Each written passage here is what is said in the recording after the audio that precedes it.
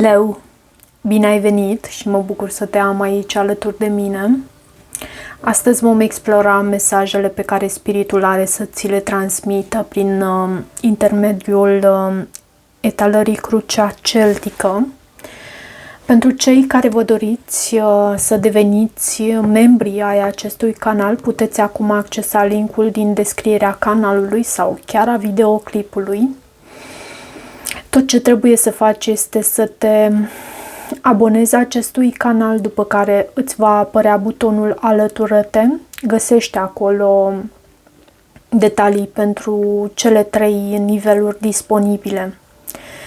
Bineînțeles, acest lucru nu este cu notă de obligativitate și trebuie să știi că, indiferent de alegerea ta, tu cunoști absolut tot ceea ce ai nevoie să cunoști în acest moment pentru tine. Hai să văd acum un mesaj pentru Leu. Strălucește, dragul meu Leu, sau draga mea. Uite ce a venit aici pentru tine. Luna nouă, în zodia Leu. Strălucește.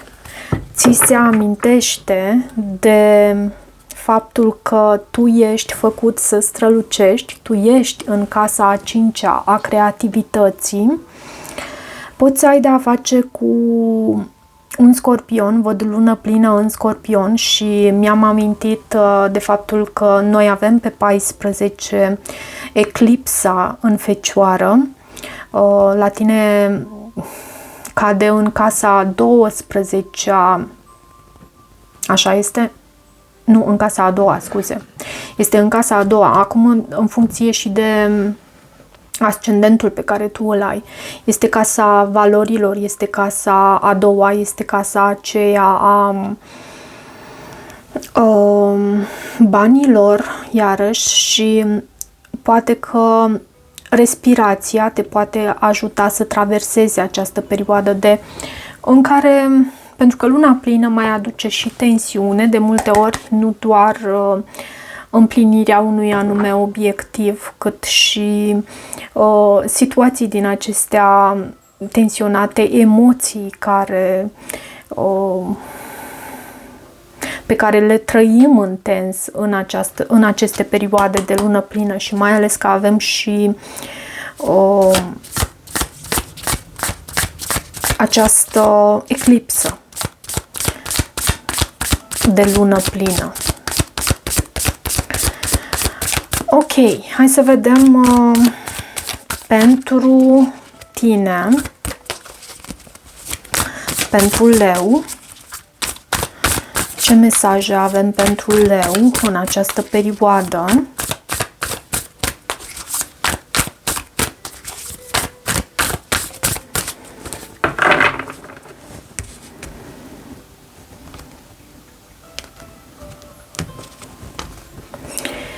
La baza, foarte frumos.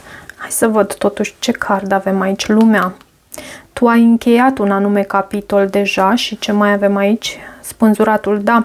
Poate o așteptare a fost la tine și cu acest 10 de cupe văd împlinire la tine. Împlinire cu persoana dragă, împlinire cu tine însăți. Ești din punct de vedere emoțional împlinit, ai absolut tot ce îți trebuie în sufletul tău pentru a fi fericit. Asta văd eu aici, cu acest 10 de cupe. Asul de monede, pajul de spade. Bineînțeles că există și o persoană aici, poate acea persoană cu care tu ai încheiat ceva anume, care te urmărește cu acest paj de spade. Văd 9 de monede și asul de monede. Pajul acesta de spade, să știi că mai poate vorbi și despre anumite idei pe care tu poți să le ai, anumite idei care pot să îți parvină. 7 de spade, ok. 8 de spade. Regina de cupe. 2 de cupe. 5 de monede. 8 de monede, 9 de bâte, 6 de monede, 10 de bâte, ok. Cred că oracul a avut aceeași carte, doar că la baza pachetului, și cavalerul de bâte în ceea ce avem în rezultatul obținut de tine pe final de perioadă. Și pentru această citire, final de perioadă însemnând cam 2-3 săptămâni, măcar 3 săptămâni, ok, în care tu vei vedea felul în care aceste energii se materializează. Bineînțeles, dacă rezonează cu tine. De ce acest 7 de spade în situația de față? 7 de spade este o carte. Hai să cer mai întâi. E ceva ce ție îți este ascuns. E cineva aici care se eschivează din a transmite adevărul, poate, sau e ceva aici cu acest 7 de spade. Este cartea hoțului, știm acest lucru. Este cartea personajului viclean. Este cartea personajului, ok, 5 de spade și 2 de spade.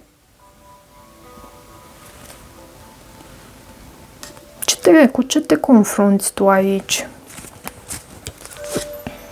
Și 9 de spade la baza pachetului. Tu oricum ai niște inspirații. Uite, și spun asta pentru că văd acest as de bâte. Asul de bâte aici, asta reprezintă pentru tine.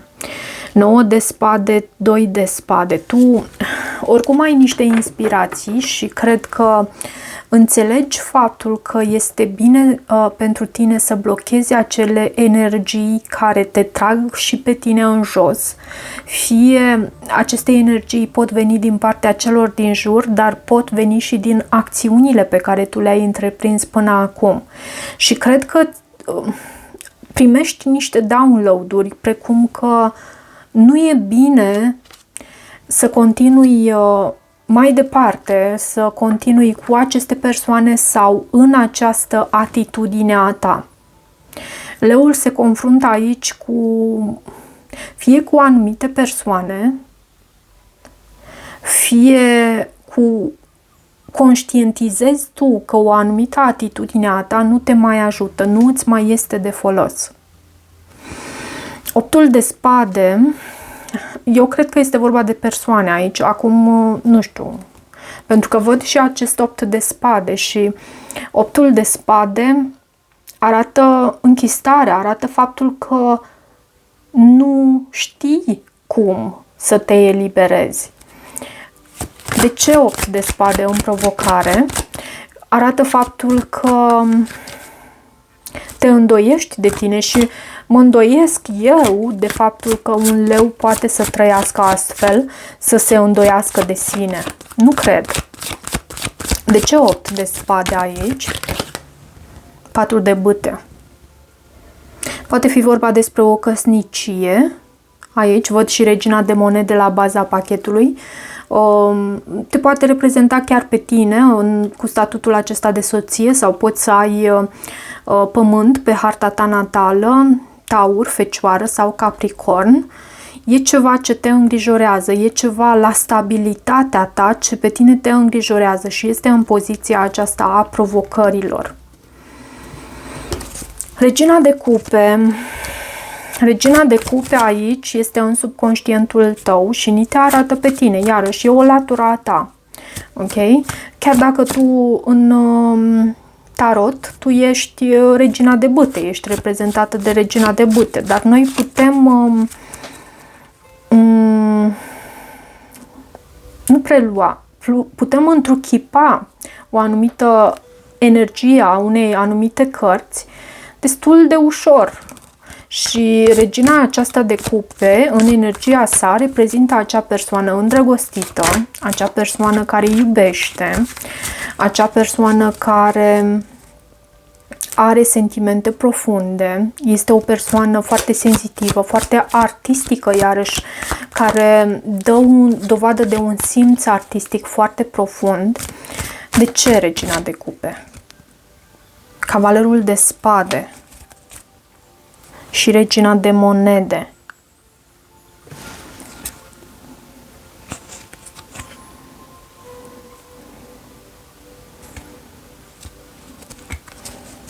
Și diavolul îl văd aici. Poate exista o regină de monede în mod o prietenă sau și poate fi mai ales un capricorn. Cineva care să vină și să îți comunice ceva anume sau să comunicați aici, pentru că văd și pajul de cupe care vine cu comunicare ingenuă și văd și acest cavaler de spade, iarăși o carte a comunicării.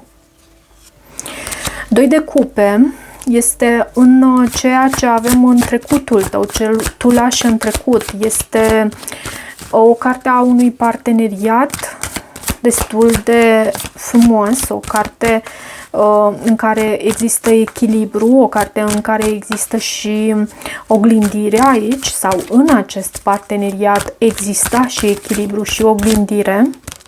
Și pajul de cupe, 9 de spade.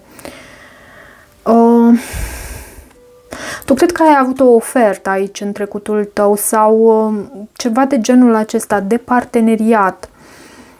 Și cu acest 9 de spade era ceva ce te îngrijora profund și asta pentru că tu văd și 2 de spade. Era ceva ce era necesar să blochezi aici. Și acest 5 de monede îl avem în gândurile tale. Este o energie destul de grea. O carte a unui om care se simte abandonat și nu știu dacă ești tu sau te gândești la această persoană pe care o vezi astfel. Justiția. Îți e greu. Îți e greu. Mai dă-mi o carte pe acest 5 de monede. Justiția vorbește despre acel principiu cauză-efect, vorbește despre o anumită decizie pe care tu trebuie să o iei de a pleca și a lăsa ceva în urmă. Și la asta te gândești tu. Și poate fi chiar vorba despre o persoană, de a lăsa în urmă chiar o persoană pe care o iubești. Ok, avem 8 de monede acum în viitorul apropiat și 8 de monede vine să anunțe muncă, poate muncă pe care tu o depui pentru... Cred că leul lasă ceva în urmă și cred că este vorba despre o persoană și este o perioadă destul de tensionată pentru tine în care ți se amintește să respiri în toată această perioadă. Și de ce acest 8 de monede? Și asta, regele de bâte, este cartea ta. Și regele de monede. Leul face ceea ce știe el să facă cel mai bine, în afară de a străluci. Oricum tu și la muncă ești strălucitor și știi să strălucești. Și este cartea ta, posibil să-ți deschizi o nouă afacere pentru unii dintre voi. Sau să ai de a face cu acest rege de bâte, rege de monede. O persoană puternică, o persoană valoroasă, abundentă, creativă și nu știu de ce am spus creativă, dar cred că așa este odată ce a ieșit acest cuvânt.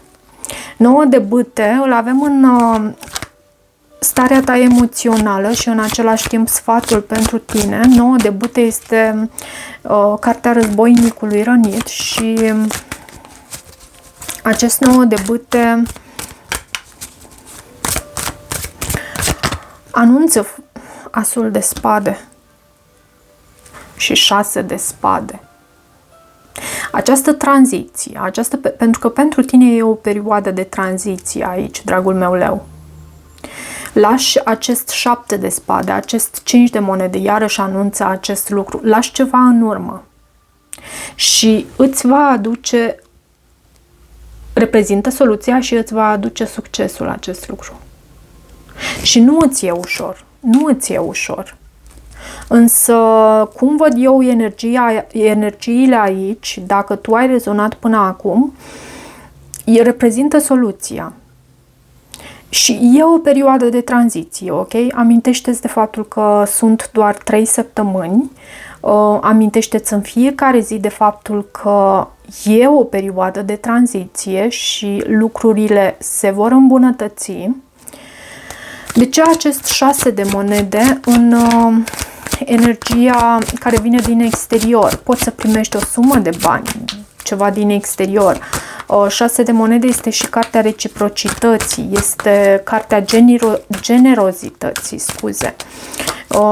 De ce acest 6 de monede? Hierofantul.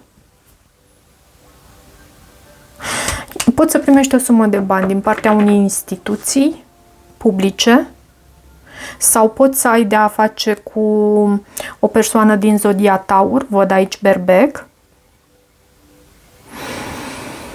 O persoană dedicată ție și angajată, atât din punct de vedere, dar mai ales din punct de vedere material. Voiam să spun atât din punct de vedere emoțional, însă cred că mai ales din punct de vedere material, adică lumesc când spun asta, îți e dedicată ție, angajată. Ok. Cartea căsniciei mai este această carte, Hierofantul. A unei persoane de încredere, a unei persoane înțelepte. De ce 10 de bâte în frica sau speranța ta? Cred că leul se teme să nu se frângă, însă amintește-ți că aceste poveri, dacă ți-au fost puse pe umerii tăi, divinitatea a făcut acest lucru pentru că știa că tu poți. În același timp, nu duce acele poveri care nu țin de tine, care nu îți aparțin. Soarele. Ești tu. Și pajul de cupe. Nu duce acele poveri, pentru că și felul în care a venit cartea parcă mă anunța că e un adevăr aici în ceea ce spuneam anterior. Nu duce acele poveri care nu sunt ale tale, eliberează-te de ele, cere ajutorul dacă este necesar. Și de ce acest cavaler de bâte? De ce acest cavaler de bâte? Avem cartea Lumea și cavalerul de cupe la baza pachetului. Îți arăt și ție. Cavalerul de bâte acționează, e o persoană pasională, poate să vorbească și despre o aventură care aici reprezintă un capitol ce se încheie și ceva cu sentimente să vină aici în schimb. Poate fi interpretat și astfel. Acest cavaler de bâte reprezintă semnul foc, elementul foc și tu ești un semn de foc. Și văd și regele de cupe. Regele de cupe reprezintă o persoană care iubește profund, echilibrată, diplomată, care deține acel echilibru între stările sufletești și minte. E un capitol aici care se încheie în viața ta. Mai dă-mi o carte pe acest rezultat posibil obținut pentru tine sau de tine pe final de perioadă. 9 de monede, îți câștigi independența și lași în urmă ceea ce tu ai început deja să lași în urmă. Reușești cumva în această întreprinderea ta, în această situație cu care tu te confrunți. Ok, acum, ca în joacă, am să te rog să îți formulezi o întrebare și voi încerca să dau un răspuns cu acest oracol și să vedem care este răspunsul pentru leu la întrebarea leului. Care este răspunsul pentru leu? Și să vedem cât rezonează cu tine. Let go, eliberează-te. Dacă ai rezonat cu această citire, să știi că Universul îți cere să te eliberi, îți cere, e mult spus, îți cere, îți sugerează. E așa, ca o indicație ușoară, dacă vrei să o iei în considerare sau nu, pentru că oricum Universul te iubește oricum. Și va fi acolo lângă tine, chiar dacă ușor îndurerat, dacă alegerile tale îți vor provoca și ție suferință. Însă această situație se va îmbunătăți, cu siguranță. Avem și acest mesaj la baza pachetului. Ok, cam atât pentru această citire și îți mulțumesc, dragul meu leu, pentru faptul că mă lași să îți citesc energia și din strălucirea ta să preiau și eu. Îți mulțumesc și îți sunt profund recunoscătoare pentru acest lucru. Dacă rezonezi cu acest mesaj, nu uita să te abonezi canalului, să mai treci pe aici, să îmi lași o apreciere și un comentariu. Îți mulțumesc, te iubesc, îți mulțumesc.